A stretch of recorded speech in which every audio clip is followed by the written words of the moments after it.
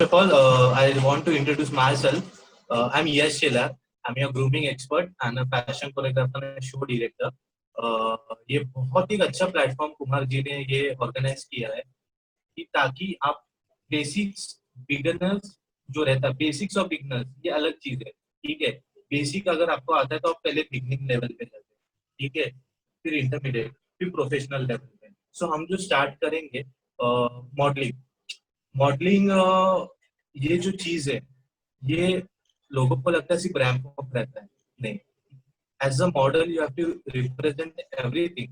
Okay, like you have your way of talking, your communication skill, okay, your eyesight, how you deal with people when people approaches you, how you deal with that. Ramp modelling रहती है, फिर उसके बाद catalogue modelling, print modelling, ये सब modelling के ही हिस्से है। लोगों को सिर्फ लगता है कि रैंप मॉडलिंग का ही तरीका है। नहीं, रैंप मॉडलिंग है वो फैशन शोज रहते हैं। उसके बाद आता है पेजेंट्स, उसके बाद आते हैं डिजाइनर शोज, उसके बाद आते हैं fashion weeks and then we start with the international level. ये मॉडल पांच क्लियर आउट एक एक लेवल्स रहते हैं। Okay, so let's will begin with the grooming session. एक model, okay, first of all everyone has their dreams. सबके तो अपने सपने रहते हैं कि अभी जो पहले 15 साल पहले जो इमेज थी मॉडलिंग की वो इतनी नहीं थी, but Rohit Khandelwal mister world बन गए, मानुषी चिल्लर मिस वर्ल्ड बन गई। उसके बाद इंडिया में बोलते ना रिवॉल्यूशन आ गया। ये जो मिस इंडिया ओआरजी जो रहते हैं वो फंड्स देते हैं कि ताकि आप अपने देशों में ये मॉडलिंग का सेक्टर अपग्रेड करो। उसके बाद मेल मॉडलिंग ज्यादा चालू हो गई, फीमेल मॉडलिंग गली गली में हर जगह शोज होने लग गए। ठीक है, पर हर शोज वही लेवल पे जाता है कि आपको वो सिखाता है? तो आंसर है नहीं। कोई कोई बिजनेस करते हैं और कोई कोई बहुत प्रॉपरली ग्रूम करते हैं, पर उनको वैसा फुटेज मिलता नहीं। पर कोई बात नहीं, कोई बात नहीं। अगर कोई मॉडल आपके यहाँ पे कुमार इवेंट्स में आता है, okay, for the spring fashion parade, it's our duty to maintain them like that only. वो जीरो से आते हैं, जीरो से 100 ये हमको लेके जाना है उनको। Okay, as we have less time so I just go to all the basic things what model needs. First of all walk. ठीक है, वॉक तो सभी करते हैं, पर वो वॉक में एक एटीट्यूड चाहिए, एक बॉडी कंपोजिशन चाहिए, होल्डिंग चाहिए। आपकी जो आपका जो एंटायर थिंग है, दो चीजों से वॉक होती है। ठीक है, एक अपने फिजिकल एट्रीब्यूट से और अपने आंखों से, अपने एक्सप्रेशन से ज्यादा हो। ठीक है, तो इसको बैलेंस करना चाहिए। अगर आपको पता है हर एक में खामियां रहती है, अगर आपको पता है कि मेरा वॉक इतना अच्छा नहीं है, ठीक है, पर मैं एक्सप्रेशन के साथ बहुत अच्छे से खेल सकती हूँ, तो use that one. Okay, audience जहाँ बैठी रहती है, जजेस जहाँ बैठे रहते हैं, वो सिर्फ देखने नहीं आते, वो हर एक को ही आपको जज करते रहता है। वॉइस को एक एटीट्यूड मेंटेन करना रहता है। जैसे हम लोग पार्क में चलते हैं वैसा नहीं, एक डिसिप्लिन मैनर रहता है कि देख के लगे अरे यार ये मॉडल है। ठीक है, इसकी शुरुआत ना हमारे घर से ही होती है। अच्छा नहीं हुआ या मेकअप खराब हुआ, कुछ भी वो कभी कुछ नहीं सोचने का।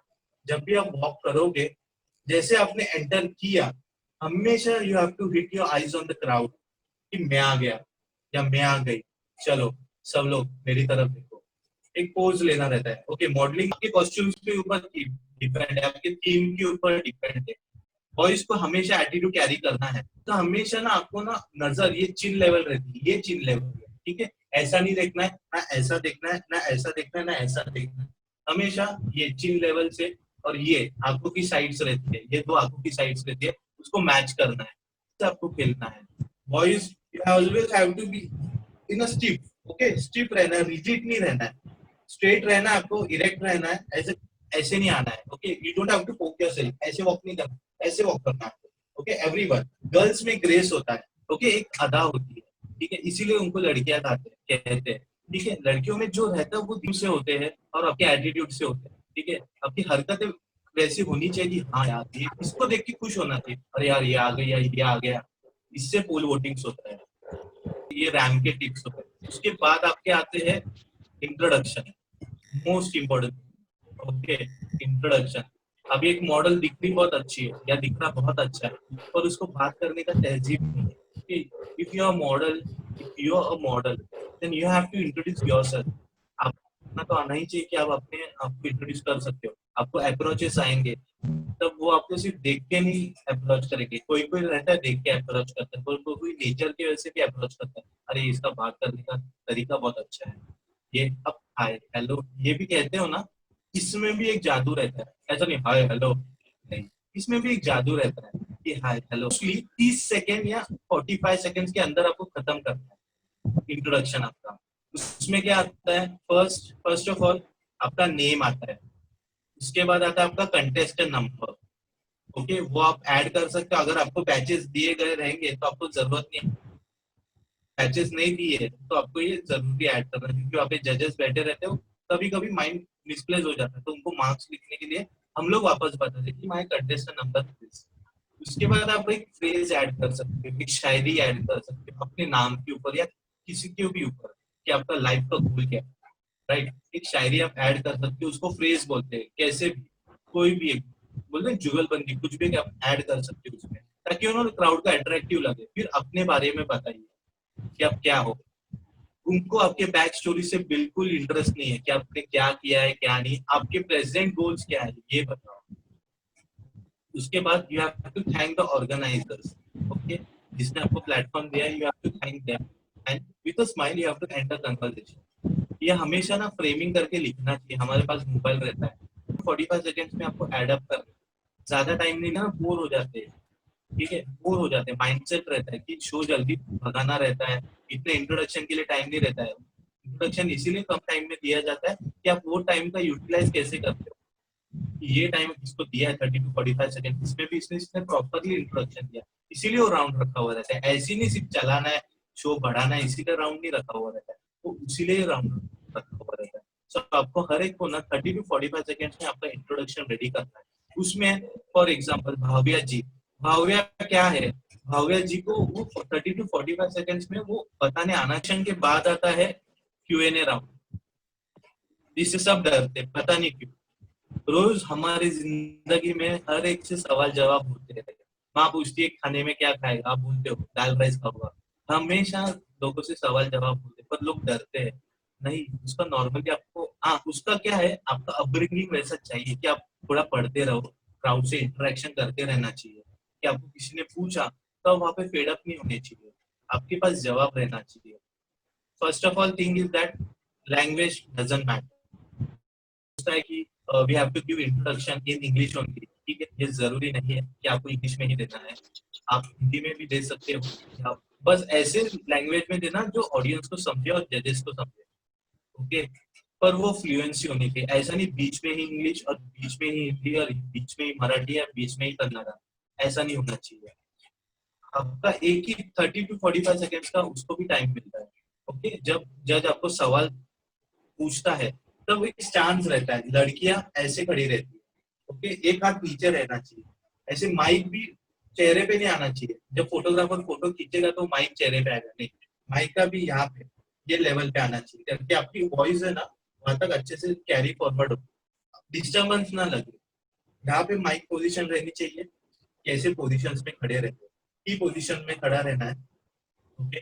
वॉइस ऐसे पीछे भी हाथ रख सकते हैं या स्ट्रेट भी रह सकते हैं, अगर आप नर्वस रहोगे ये हाथ आपको ना, ये कोई भी आप लेफ्टी हो राइटी हो जो भी पोज में खड़े, एक आपको लीन डाउन करना, अगर आप नर्वस हो तो अपना दबा सकते हैं, या आप पीछे रहोगे ना तो ये कर सकते हैं ऐसा कि आपकी नर्वसनेस चली जाए पर वो सामने ना दिखे, ओके। कभी ज्यादा तो ये ट्राई मत करना, ये करना ही नहीं, पर अगर ऑन द स्टेज अगर आपको बहुत नर्वस हो तो आपका हाथ हमेशा पीछे होना चाहिए, लड़कों को बोल, और आप ये कर सकते हैं लड़कियों को ऐसे पीठ पे दबाना है ताकि वो प्रेशर रिलीज हो और आप अपने आंसर पे फोकस करें, ओके। आपको मैं वो स्टांस भेजूंगा कि कैसे खड़े रहना है नीचे। जब कोई जज आपको सवाल पूछता है, okay, let them complete, okay, let them complete, उनका सवाल पूरा होने दीजिए, कोई हमको ज्यादा भागा दौड़ी नहीं है, कोई भाई नहीं है, 2 सेकंड रुकने का, सिर्फ ऐसे नहीं रुकने का, स्माइल करने का, okay, you have to smile, okay. अगर first of all you have to be a good listener if you want to be a good speaker, अगर आपको बात करना अच्छे से आना चाहिए तो आपको ना सुनने भी अच्छे से आना चाहिए, तो जज ना अगर आपको सवाल पूछता है ना तो आपको अच्छे से सुनने भी आना चाहिए, अगर एक बार आपको नहीं सुनाई दिया तो आप बोलिए sorry sir you were not audible to me, can you repeat the question, एक ही बार आप बोल सकते हो, मोस्टली ट्राई होना भी नहीं चाहिए, आवाज आती है, पर अगर आपको क्राउड के डिस्टर्बेंस की वजह से अगर आपको आवाज नहीं आई तो एक तहजीब से बोलना है। ये नहीं करना है ये नहीं करना है आ, आ, ये सब इशारे नहीं करने वहां पे, एकदम तहजीब से। Sorry sir, you are not audible. क्या सर, मुझे आपका सवाल समझ में नहीं आया, क्या प्लीज आप रिपीट कर सकते हो? ठीक है, वो रिपीट करेंगे तब आपको बहुत ही अच्छे से सुनना है। ठीक है, बहुत ही अच्छे से सुनना है। आप उनका सवाल कंप्लीट हो गया, 2 सेकंड रुको, स्माइल दो। अगर आप स्माइल दिया, देखो अब ये स्माइल में थैंक यू आ जाता है। ठीक है, थैंक यू आता है। अगर मुझे भाव्या जी, ये end of the session Bhavya ji ने मुझे बोला यस जी थैंक यू, अगर मुझे उनकी आवाज नहीं आ रही है तो मैं ये स्माइल करूंगा, तो ये भी एक थैंक यू का जेस्चर है। ठीक है, अगर आप बोल रहे हो thank you for the question, ये बोलने की जरूरत नहीं है, स्माइल है कि हाँ मुझे क्वेश्चन मिल गया, अभी मेरा आंसर सुनो। आंसर भी आपको 30 सेकेंड्स में ही देना है। Okay, 30 to 30 seconds, mostly try to give a short answer and attractive one, क्योंकि लास्ट फेज रहता है आंसर। आपको कभी कभी कोई शोज में आपको पहले से ही दिया जाता है कि ये 10 या 15 क्वेश्चन है, इसमें से आपको, तो उस पर आपको डिपेंड ही नहीं रहना है। जब आप सवाल का जवाब दोगे, अगर आपको पता है कि मुझे यहाँ तक मैं नहीं जा सकता या नहीं जा सकता या राइट आंसर नहीं होने वाला, तो थोड़ा बिल्डअप करना कि वो कंस्ट्रक्टिव लगे, डिस्ट्रक्टिव नहीं, उनके अगेंस्ट ना जाए, वो क्वेश्चन के अगेंस्ट ना जाए, फिर वो आपको और सवाल पूछेंगे। ठीक है, वो फिर वो आपको और पॉइंट आउट करेंगे। ओके, तो कंस्ट्रक्टिव आंसर देना आपको, अगर आप कौन सी भी लैंग्वेज यूज कर सकते हो। ओके, बीच में ही करना, mostly try, I just say mostly try. अगर आपको आती है तो कोई बात नहीं, पर वो फ्लुएंसी आपके अंदर होनी चाहिए।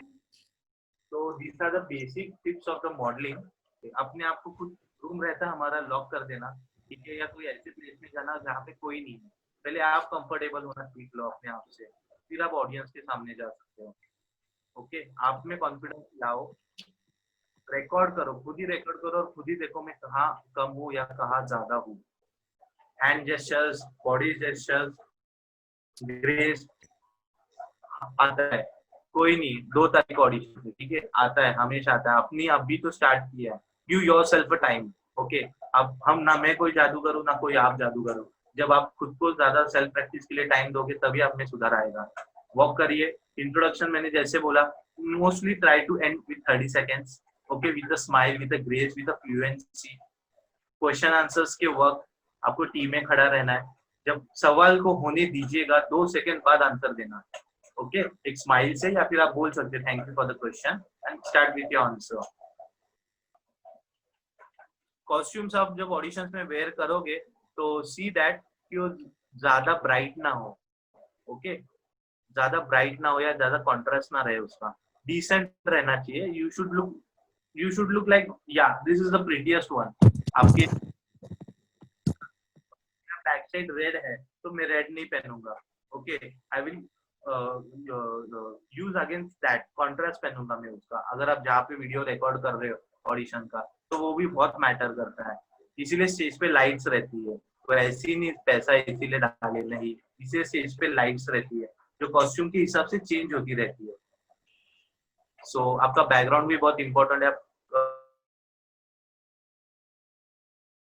वॉक करना चेक कर सकते हो। और फिर ऑडिशंस के टाइम जजेस बहुत प्यारे, बहुत ही अच्छे लेवल के जजेस है वो, they are meant to be a जज। वो आपको अच्छे से जज करेंगे, आपको बताएंगे क्या है क्या नहीं। And all the best for your auditions and give a smile.